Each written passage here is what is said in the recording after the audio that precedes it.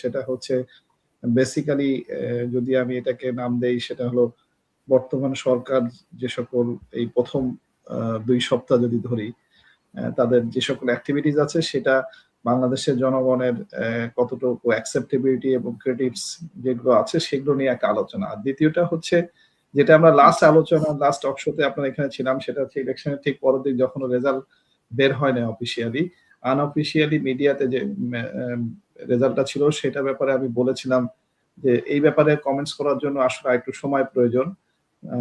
আমরা আসলে লিগালি যেটা ইলেকশন কমিশন রেজাল্টটা ঘোষণা না করা পর্যন্ত কমেন্টস করাটা আমাদের যুক্তিসঙ্গত হবে না। আমি আসলে ওইখানে আগে একটু ফেরত যাই, তারপরে আমি আপনার মূল টপিকসে ফেরত আসবো। প্রথমে হচ্ছে ইলেকশনের রেজাল্ট নিয়ে আসলে যে ক্রিটিক্সটা তৈরি শুরু হয়েছে যে ইলেকশন ইঞ্জিনিয়ারিং শব্দটা বের হয়েছে, যে ইলেকশন ইঞ্জিনিয়ারিং হয়েছে কি হয় নাই।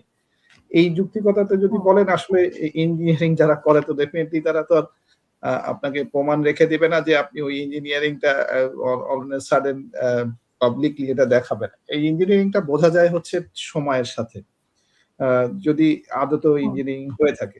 তো এই পর্যন্ত যদি তার সবচেয়ে বড় ধরনের বিএনপির ইঞ্জিনিয়ারিং এর ব্যাপারে যদি কোনো ইন্ডিকেটিভস পাবলিকলি যদি দেখা যায় সেটা হচ্ছে খলিলুর রহমানকে পররাষ্ট্রমন্ত্রী ঘোষণা করা, তাদের ক্যাবিনেটে নিয়ে আসা টেকনোক্রেট হিসেবে, যেটা ছিল এই ইঞ্জিনিয়ারিং এর ব্যাপারে সমালোচনার সূত্রপাত।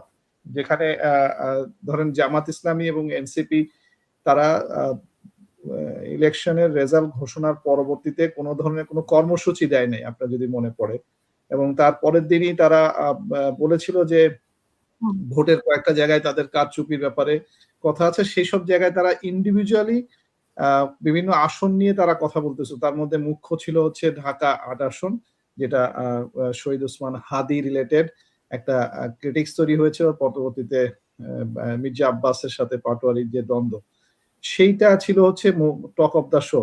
বাট কেউ কোনো স্পেসিফিক্যালি ইঞ্জিনিয়ারিং এর ব্যাপারে কোনো এজেন্ডা তোলে নাই। বাট এজেন্ডাটা শুরু হলো হচ্ছে যেদিনকে ক্যাবিনেট ঘোষণা হলো, এবং সেই ক্যাবিনেটে দেখা গেল যে খলিলুর রহমান সাহেব হচ্ছেন মানে এখানের একজন পররাষ্ট্রমন্ত্রী। মানে পররাষ্ট্রমন্ত্রী বিষয়টা হচ্ছে খুবই সেন্সিটিভ বাংলাদেশের জন্য এই মুহূর্তে।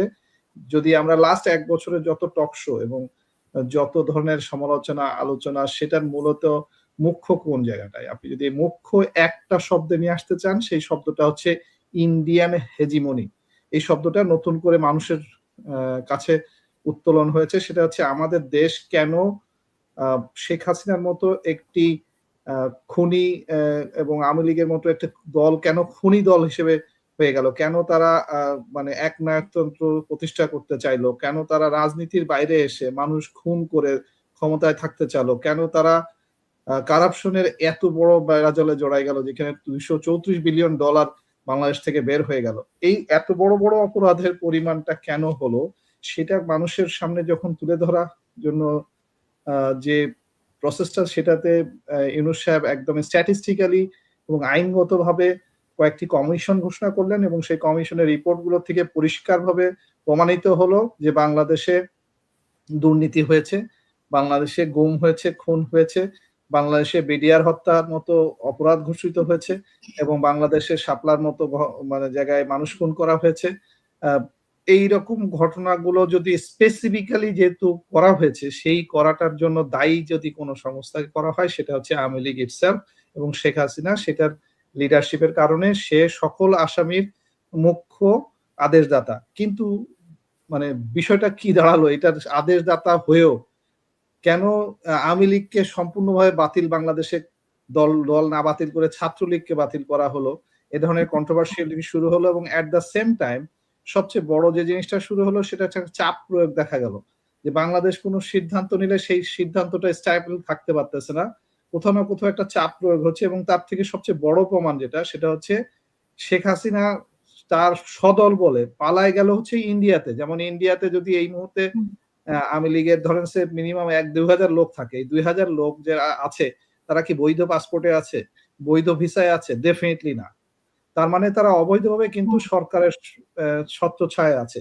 তাহলে ইন্ডিয়ান সরকার কেন তাদেরকে কোন স্বার্থে কোন কারণে এই ধরনের বাংলাদেশ থেকে পলায়ন করা সরকার বাহিনীকে কেন আশ্রয় দিবে? এটা একদম পরিষ্কার বোঝার জন্য তো আপনার আসলে কোন ধরনের ওই যে আজকালকার যে সকল শব্দ হচ্ছে শব্দের ব্যবহার, যেটা আপনি আপনার ২য় ইয়েতে আমি কমেন্টস এ বলব।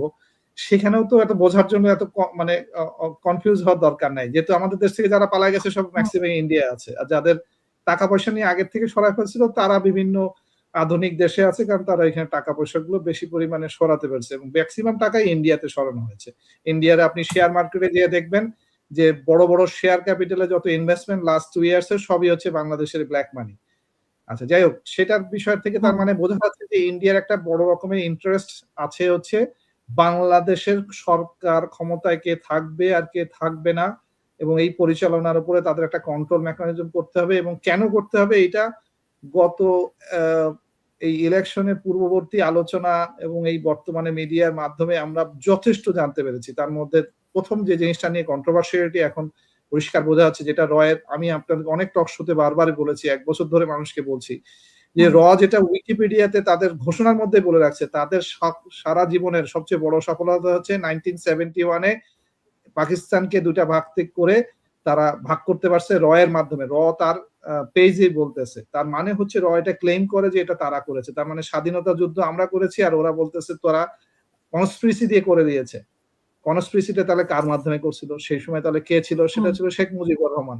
শেখ মুজিবুর রহমান ওই সময় যদি আমাদের নেতা থেকে থাকেন এবং ওই সময় যদি এটা সফল হয়ে থাকে, তার মানে হয় এই পুরা কাজটা করে দিয়েছিলেন শেখ মুজিবুর ইটসেলফ, ইন্ডিয়ার এর হয়ে। আচ্ছা, এইটা গেল হচ্ছে আমি প্রমাণ সহকারে বলে দিলাম। এখানে আমাকে নিয়ে আসলে কোনো বিতর্ক করার কোনো কায়দা নাই। দ্বিতীয়টা আসেন ইলেকশন। এই ইলেকশনটাতে ইন্ডিয়ার তাহলে ইন্টারেস্ট কি ছিল এবং সে কতটুকু সে ইন্টারেস্ট প্লে করতে পেরেছে সেটা যদি বলি, তার প্রমাণটা হচ্ছে খলিলুর রহমান সাহেব, যেখানে আমি ফেরত আসছিলাম। খলিলুর রহমান সাহেব যেহেতু আছেন, তার মানে ধরে নেওয়া যাচ্ছে যে ইন্ডিয়ার হেজিমনির যে জিনিসটা এটা ক্যারি ফরওয়ার্ড হচ্ছে, এবং সেই ক্যারি ফরওয়ার্ড হওয়ার জন্য সংখ্যাগরিষ্ঠভাবে কোনো দলকে এককভাবে ক্ষমতায়ন করা, সেইটা সম্ভব হয়েছে, এটা আমরা ধরে নিতে পারি। সেটা ধরেন বিএনপি ইলেকশনে ২০০ উপরে যে সিট পাচ্ছে, ধরেন এই ২০০ উপরে সিট না পেয়ে কিছু কম সিট পাইতে পারতো, বেশি পেয়েছে। এই যে একটা ব্যালেন্স অফ পাওয়ার থাকতো, যেটা আমার বক্তব্যে আমি আপনার টক শোতেও বলেছিলাম, ব্যালেন্স অফ পাওয়ার হওয়াটা খুব জরুরি ছিল। সেটা মানুষের কল্যাণে হইতো। কারণ বাংলাদেশ তো আসলে বেসিক্যালি এই গত ১৬ বছরে যে কারণে মুখ থুবড়ে পড়ে গেছে সেটা তো হচ্ছে যে দুর্নীতি। বেসিক্যালি প্রত্যেকটা অর্গানাইজেশনকে কারাপশনের কারণে এতটাই নষ্ট করা হয়েছে যে ওই অর্গানাইজেশনের মানে ক্ষমতা হারিয়ে গেছে। যেমন সবচেয়ে বড় ক্ষমতা হারাইছে সেটা হচ্ছে পুলিশ। পুলিশের ১০০% থানা অ্যাটাক হয়েছে এবং ১০০% থানার লোক পালিয়ে গেছে। তো এই যে পালায় যাওয়া, এটা তো কোনো পৃথিবীতে কোনো ইতিহাসে নাই। কোনো জায়গায় আপনি দেখাইতে পারবেন না একই দিনে ওই দেশের সকল পুলিশ পালায় গেছে। তার মানে হচ্ছে পুলিশের সেই যোগ্যতাটা কতটুকু হারিয়েছে তার প্রমাণ হচ্ছে জুলাইয়ের অভ্যুত্থানের পরে পুলিশ পালিয়ে গেছিল।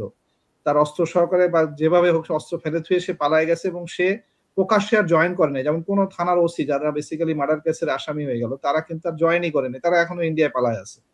তো এই যে অবস্থাটার সৃষ্টি হয়েছে, তার মানে ওই অর্গানাইজেশনটা সম্পূর্ণভাবে বিলুপ্ত হওয়ার যোগ্য একটা অর্গানাইজেশন। এখন কিন্তু সেটা কি বিলুপ্ত হলো না।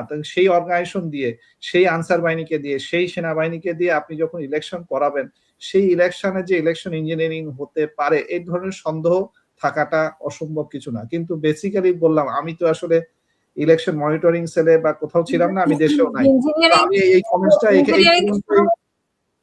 ইঞ্জিনিয়ারিং কি শুধু বিএনপির পক্ষ থেকে হয়েছে, মানে জামাত, এনসিপি এদের পক্ষ থেকে হয়নি? মানে পুরো ইঞ্জিনিয়ারিংটা কি বিএনপি করেছে কিনা?